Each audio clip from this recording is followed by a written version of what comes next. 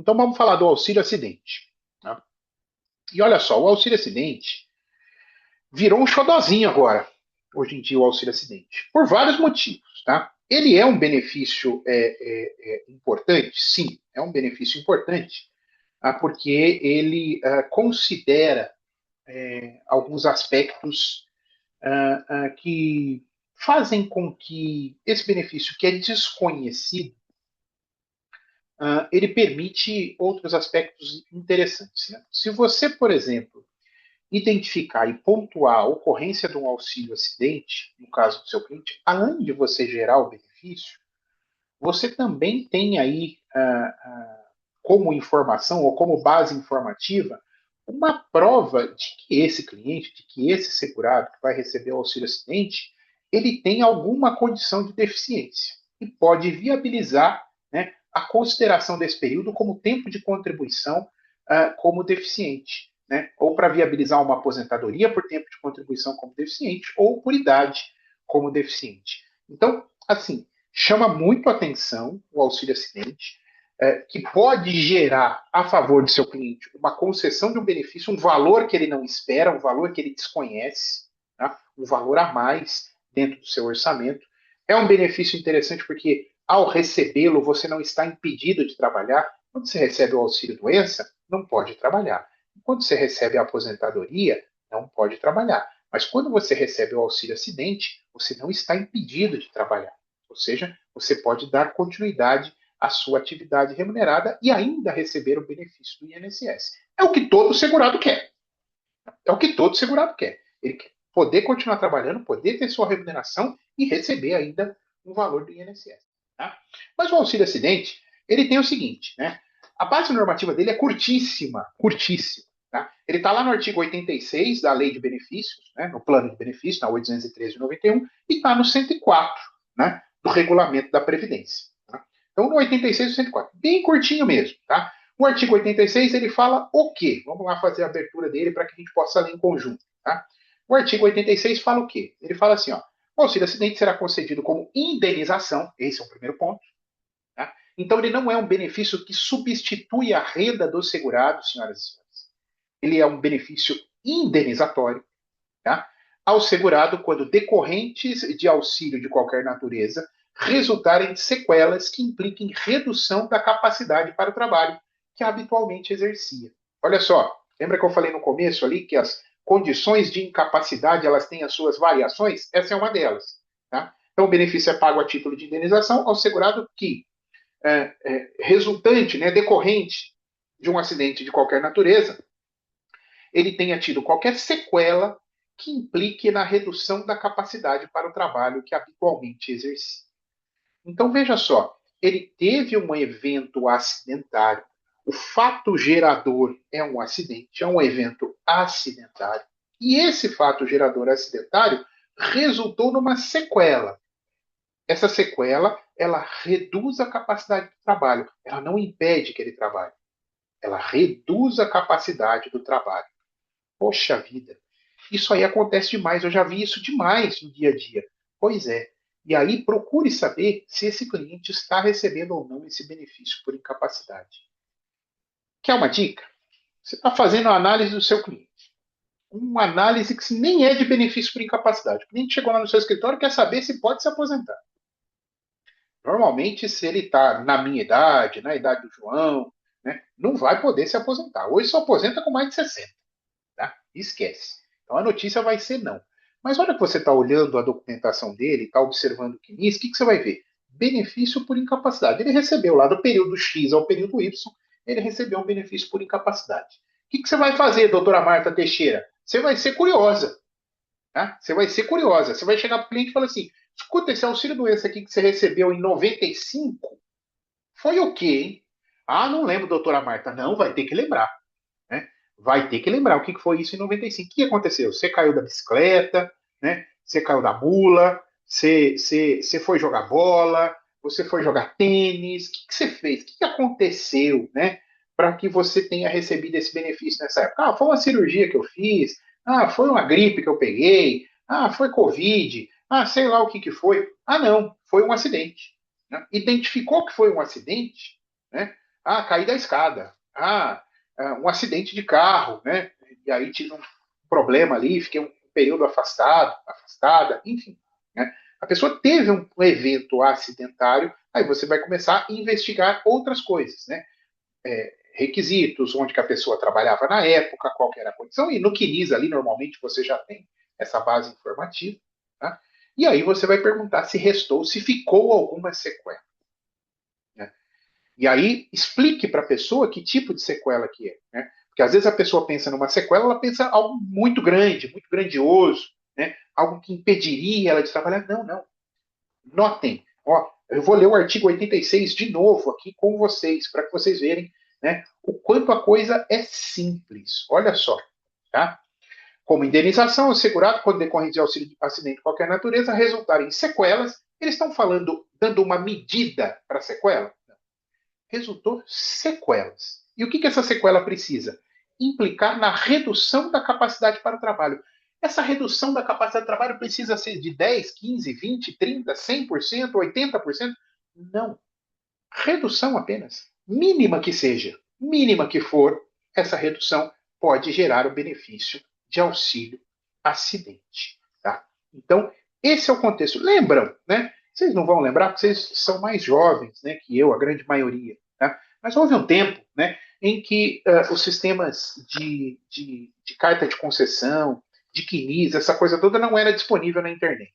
Né? Quer dizer, na verdade, era disponível na internet, mas não havia o portal Meu INSS. Então a gente conseguia acessar documentos, cartas de concessão, informações contributivas, extrato de pagamento de benefício, a gente acessava de qualquer pessoa sem senha. Né? Qualquer pessoa que recebesse benefício, a gente conseguia acessar. Basta que a gente tivesse informação do CPF e do número do benefício da pessoa. Você ia lá, entrava no sistema e conseguia acessar de qualquer pessoa. Né? E nessa época, isso ali, gente, eu estou falando anos 2005, 2006, faz bastante tempo isso aí. Tá? 2004, 2005. Ali começou a dar uma confusão, porque tinha muita gente na internet hackeando, né, informação na internet para puxar essas informações, para buscar essas informações para vender serviço, para beneficiar. Vender revisão, vender essa coisa toda. Muitas associações fazendo isso. Tá? E aí, né, uma dessas grandes associações, né, de supostamente ali que trabalhavam em prol dos segurados, dos beneficiários, ele falou assim: olha, a informação está toda na internet. Ninguém está roubando informação nenhuma. Está tudo ali. Tá? Então, se ela está disponível, a gente está extraindo. E aí, o que o cara usava como exemplo, né, naquela época ali? Ele usava como exemplo o auxílio acidente que o então, né, presidente Lula recebia. Ele ia lá e entrava, puxava o auxílio acidente do Lula. Está aqui, ó. Tá? A informação aqui, o CPF dele está fácil de achar na internet, né? Achamos o número do benefício dele, encontramos aqui o número do CPF dele, extraímos a carta de concessão do auxílio acidente que ele recebia. O presidente Lula, ele teve um acidente à época em que ele trabalhava como torneiro mecânico, perdeu um dos dedos, sequela, né? Houve uma sequela, né? Dessa sequela, ele passou a receber o benefício previdenciário de auxílio acidente. Hoje, acho que já não recebe mais, porque já deve ser aposentado, enfim, mas à época, ele recebia o benefício de auxílio acidente, tá? Pago exatamente pelo INSS.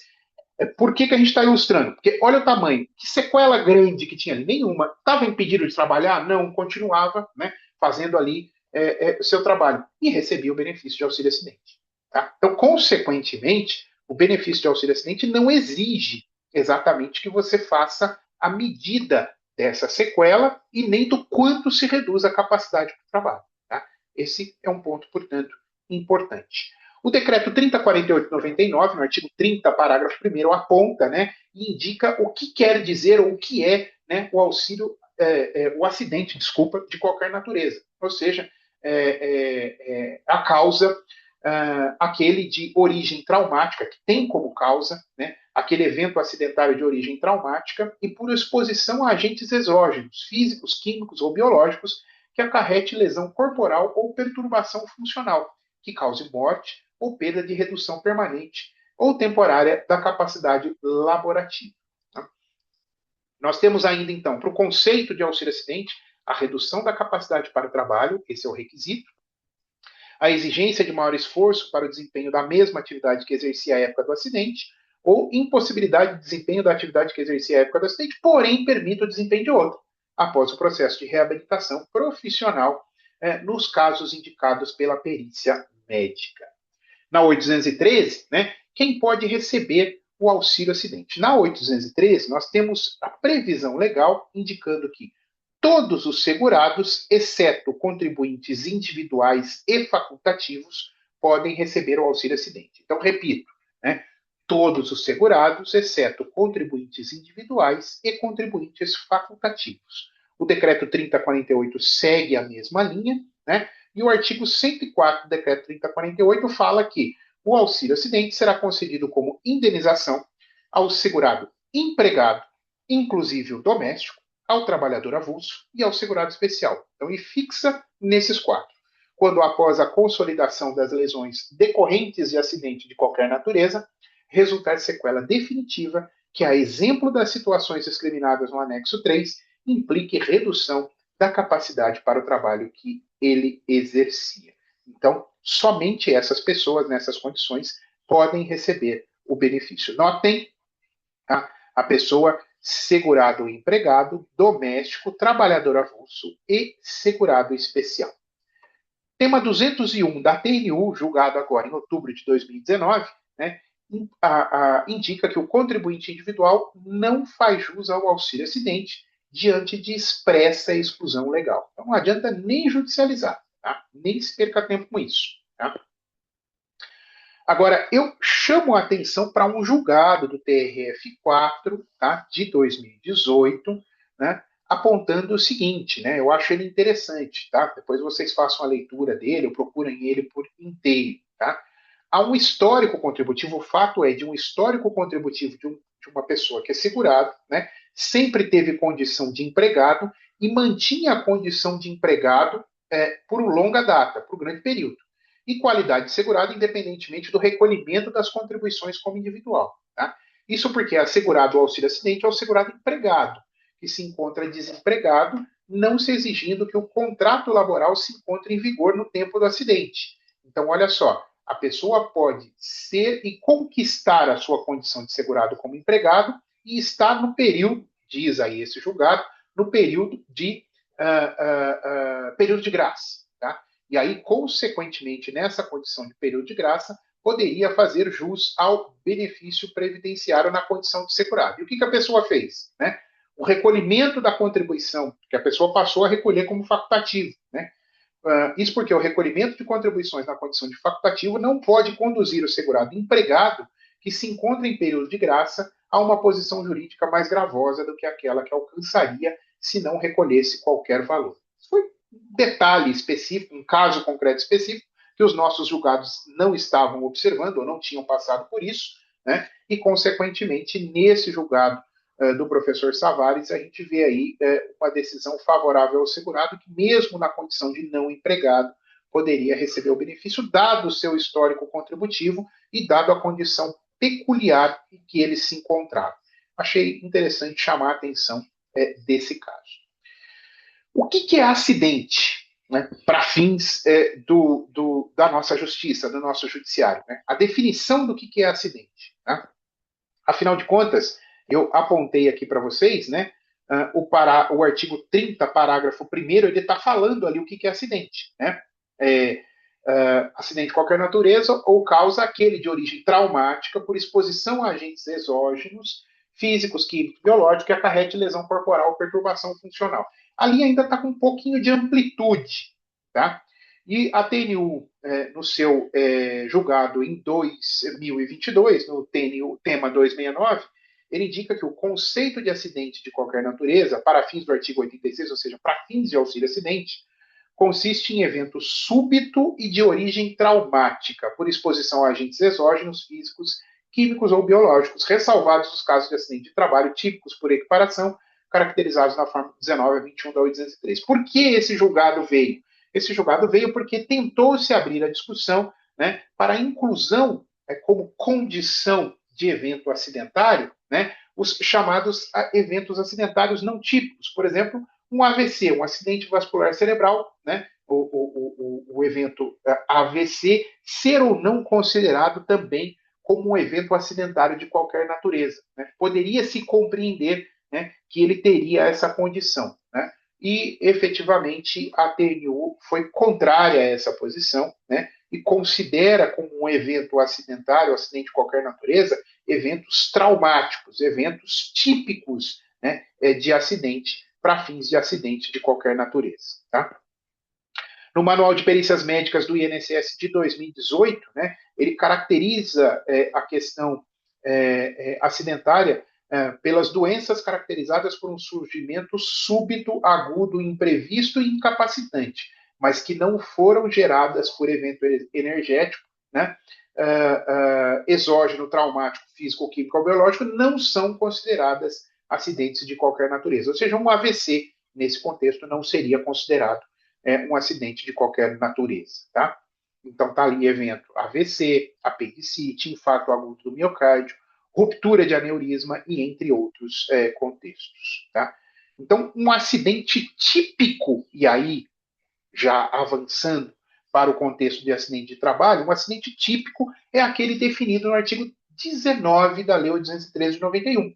Tá? Então, você considera acidente de trabalho segundo a Lei 813, né, a Lei de Benefícios, aquele sofrido por empregado, inclusive o doméstico, segurado especial ou trabalhador avulso. Tá? Então, é considerado acidente do trabalho ou suscetíveis de sofrer um acidente do trabalho estes segurados descritos. Tá? Um efeito imediato, uma lesão corporal ou perturbação funcional, com efeito imediato também, incapacidade para o trabalho ou até o caso de falecimento. A culpa no evento acidentário, né, por parte do segurado ou não, é irrelevante. Ainda no contexto de acidente do trabalho, ou também considerados como eventos acidentários do trabalho, são as chamadas doenças ocupacionais, as definidas no artigo 20 da Lei 813 de 91, que são as doenças profissionais decorrentes de situações comuns aos integrantes de determinada categoria de trabalho, doença do trabalho desencadeadas ou adquiridas em função das condições especiais em que o trabalho é realizado e com ele se relacione diretamente. Não são doenças do trabalho, ou seja, não se considera como doença do trabalho uma doença degenerativa, né? Causa de agentes endógenos, perda gradativa da integridade física ou mental, agravamento por causa do trabalho, pode eventualmente, um agravamento dessas condições causadas pelo evento do trabalho pode ser considerado acidente de trabalho. Tá? Doenças inerentes a grupos etários ou a que não chegou a produzir incapacidade. Ainda também doenças endêmicas adquiridas em função da região territorial, salvo, né, se essa aquisição desse problema de saúde tenha acontecido pela exposição decorrente do trabalho. O auxílio acidente, né, ele tem os seguintes termos. O termo inicial é concedido após a cessação do auxílio-doença, tá? E quando não requerido. Quando não requerido, né, eventualmente você pode fazer o requerimento, porque não há, normalmente ninguém pede, não há requerimento expresso de auxílio-acidente. Afinal de contas, né, as pessoas desconhecem esse benefício e a perícia médica do INSS faz como se ela não existisse, tá? Como se esse benefício não existisse. Então, ele cessa o auxílio doença, cessa o auxílio por incapacidade temporária e sequer faz a avaliação do benefício de auxílio acidente. Ou se o faz, né, não sugere a concessão desse benefício. Tá? Então, quando não é requerido, não há problema. Tá? O benefício, se requerido hoje, se requerido a partir desse momento, ou datas posteriores, é fixada a data do início do benefício de auxílio por incapacidade, de auxílio acidente, logo após o fim do auxílio doença. E o termo final, tá? Com a Lei 95.28.97, né, deixou de ser vitalício esse benefício de auxílio acidente. Ele já foi vitalício em outros tempos, ou seja, a pessoa recebia mesmo depois de aposentado, tá? Mas a partir de dezembro de 1997, esse benefício é pago até o momento em que o segurado se aposenta. Então, com a aposentadoria, o benefício de auxílio acidente ele é cessado. Ele também pode se encerrar com o óbito do segurado. Lembrando que esse é um benefício indenizatório e, portanto, o segurado que recebia esse benefício, né, quando morreu, esse benefício não se transforma em pensão por morte, tá? Porque ele é um benefício, repito, indenizatório. Permite o recebimento cumulativo com remunerações oriundas do trabalho ou de outro benefício, que não aposentadorias ou decorrentes do mesmo fato gerador acidentário. Sobre o tema 862, o termo inicial do auxílio acidente deve recair no dia seguinte ao da cessação do auxílio doença que lhe deu origem, conforme determina o 86, parágrafo 2º da Lei 813 de 91, sempre atentando para a questão da prescrição quinquenal. Qual é o valor desse benefício? Esse benefício paga o equivalente a 50% do salário de benefício, né? Ou 50% da média, né, do salário de contribuição. Antigamente, antes de 2019, era a média dos 80% do maior salário de contribuição, a pessoa recebia 50% dessa média. Hoje, né, é média aritmética simples de todos os salários de contribuição e a pessoa recebe 50% dessa média. Antigamente, antes de 97, esse benefício tinha uma medida, ou seja, se a pessoa tinha uma redução da capacidade de forma leve, moderada ou grave, e o benefício pagava entre 30%, 40% e 60%, a depender da gravidade dessa redução. Hoje, como não há mais medida dessa redução, ou seja, eu não preciso mensurar o tamanho dessa redução, o benefício sempre será 50%. Porém, não cabe a alteração do valor em decorrência da alteração legal, né? Se a pessoa hoje recebe o benefício que foi concedido antes de 97, ou seja, naqueles termos antigos, né, a pessoa e recebe, por exemplo, 30% do valor, né, daquele benefício previdenciário, ela continuará recebendo 30%. Você não pode fazer a alteração. Tempus regit actum, né, é um dos nossos princípios que norteiam, inclusive, o nosso direito previdenciário. Não cabe também equiparação ao valor do salário mínimo. Esse benefício previdenciário, repito, tem característica indenizatória. E por ser indenizatório, né, ou seja, a pessoa pode continuar trabalhando, pode receber suas remunerações, né, esse benefício também pode ser inferior ao mínimo. Ou seja, se a média da atividade contributiva for tal e ao aplicar a proporção de 50% esse benefício for inferior, né, esse valor final ficar inferior ao valor do salário mínimo, não há que se pedir equiparação ao valor do salário mínimo. Tá? Benefícios por incapacidade e outros efeitos, né, em contratos de trabalho. Tá? O retorno ao trabalho, mesmo incapaz, aguarda a resposta de ação judicial de concessão de benefício.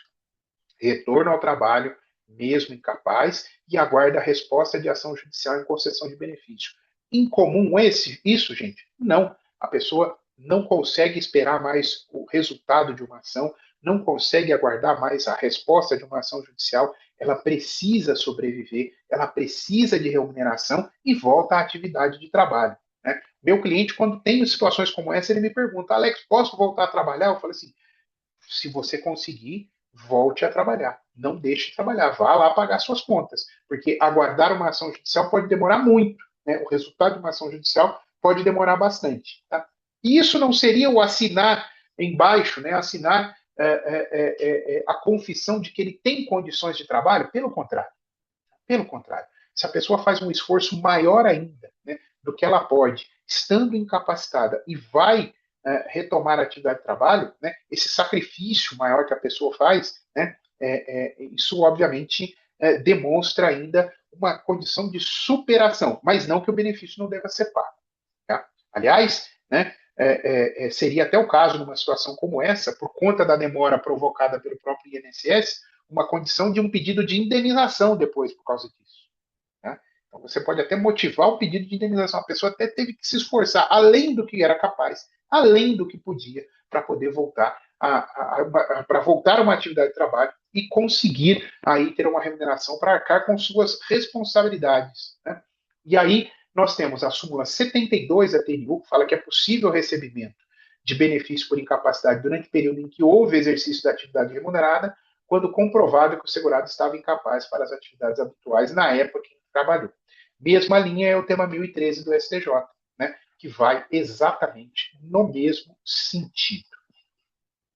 Benefícios decorrentes de eventos acidentários do trabalho. Atenção, minha gente, se você vai fazer uma ação judicial, a competência é da Justiça Estadual. Tá? A gente tem um curso aqui que é Processo Judicial Previdenciário, e a gente aborda esse tema com mais detalhes. Mas o fato é que, se você vai ajuizar uma ação previdenciária contra o INSS e a questão envolve um acidente do trabalho, ou seja, o benefício previdenciário será pago em decorrência de um acidente do trabalho, tá? Você tem a obrigação de usar a competência da Justiça Estadual. Já os demais benefícios por incapacidade, né, que não sejam acidentários do trabalho, você vai utilizar a competência da Justiça Federal, tá? Lembrando que nós temos o Juizado Especial Federal e a Justiça Comum Federal.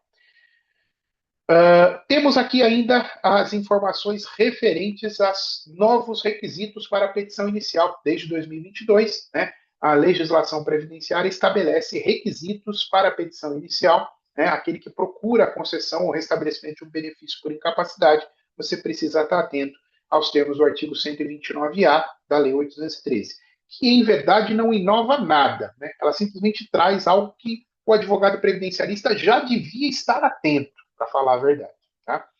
Os litígios e as medidas cautelares relativos aos benefícios por incapacidade, inclusive aos relativos a acidente de trabalho, observarão o seguinte: quando o fundamento da ação for a discussão de ato praticado pela perícia médica federal, a petição inicial deverá conter, em complemento aos requisitos previstos no artigo 309 do CPC, a descrição clara da doença e das limitações que ela impõe, indicação das atividades para a qual o autor nega estar incapacitado, possíveis inconsistências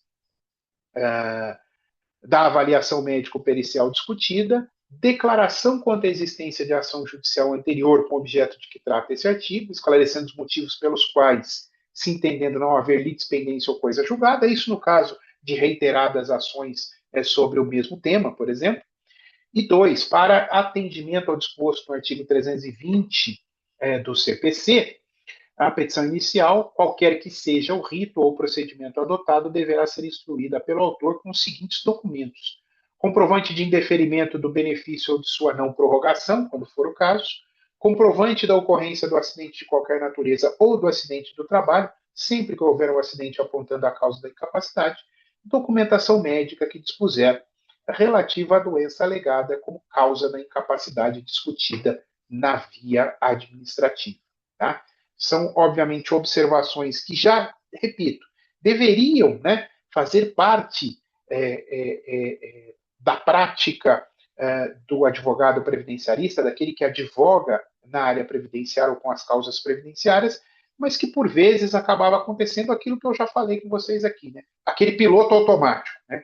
E esse piloto automático é um problema sério, exatamente para aquele que tenta militar em previdência e tenta fazer a coisa de forma mais simplificada ou pegar aqueles caminhos mais curtos. De qualquer modo, né, o artigo 129-A, já com essas alterações, procura resolver questões como essa. Não é um problema para aquele advogado ou advogada que já cuidava, né, do seu processo, já tinha o devido assiduidade no tratamento do seu processo. E aqueles que nos acompanham, né, aqueles que já nos seguem nas redes sociais, procure sempre estar atento lá às novidades, né, observar aí nossas informações, nossos eventos, e aqueles que ainda não nos seguem, né, que nos sigam lá na rede social, né, no Instagram, o @sabermaisprevidenciário, né, também temos o nosso site, o sabermaisprevidenciário.com.br, tá? Ali a gente também tem ali a venda de cursos, venda de produtos, né? Logo, logo a gente vai ter ali também os livros do professor João Vitor, os livros do Alex, a venda, não é não? Logo, logo mais também abriremos aí os nossos grandes eventos, né? Nosso Congresso de Direito Previdenciário, né? Enfim, nossos cursos em plataforma, que logo, logo teremos também online, tudo vai estar por lá. Sigam-nos também na rede social, né? Professor João Vitor, eu, né? Prof.Alexan, nos acompanhe nas redes sociais, também ajuda bastante, tá?